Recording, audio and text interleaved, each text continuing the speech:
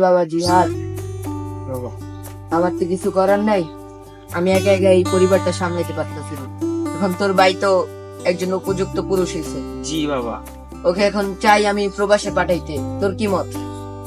এখন তো অয় সংসার, এখন তো কিছু করার নাই, তাকে পাঠাইলে ভালো হইতো আমাদের জন্য। তুই তো পড়ালেখাটা সামলাতে পারতেছিস না, তোর পড়ালেখার খরচটা আমি সামলাতে পারতেছি না। এখন ওকে প্রবাস পাঠাইতেই হবে। ডাকছেন আমাকে? জি, কি বলবেন? শুনো, আমাদের পরিবারটা তো অনেক অভাবে আছে, আমি তো একা একা সামলাতে পারছি না। তোর ভাইটাও পড়ালেখা করতেছে, তো এখন আমি ভাবছি তুই প্রবাসে চলে যা, তুই আমাদের জন্য কিছু কর। তুই তো একজন উপযুক্ত হয়েছিস। কথাটাও তো ঠিক বলছেন। এখন অভাবের সংসার, আর কতদিন?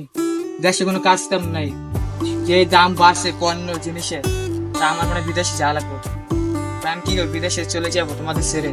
আচ্ছা, তুমি কাল আগামী শনিবার তুমি বিদেশে চলে হ্যাঁ, তাহলে আমি আর এক সপ্তাহ পরে যাই তাহলে বিদেশে।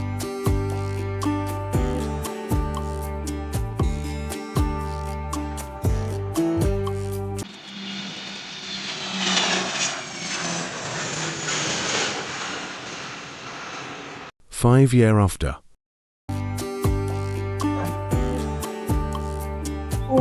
এত কষ্ট প্রবাসী জীবন,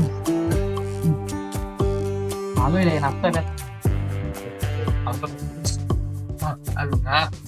জীবন।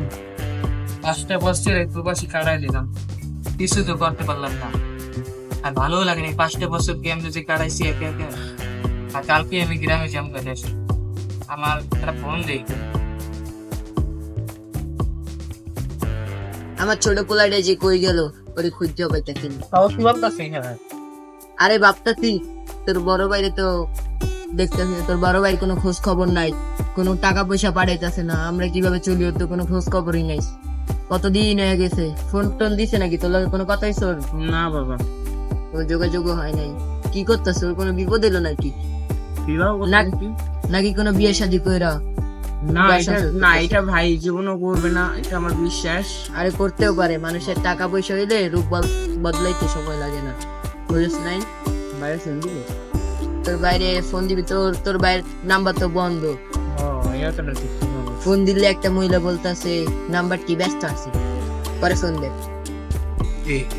বুঝছোস, তোর বাইরের কোনো খোঁজ খবরও পাইতেছে। কিরে এটা কে? দেখে আয়, দেখি তো।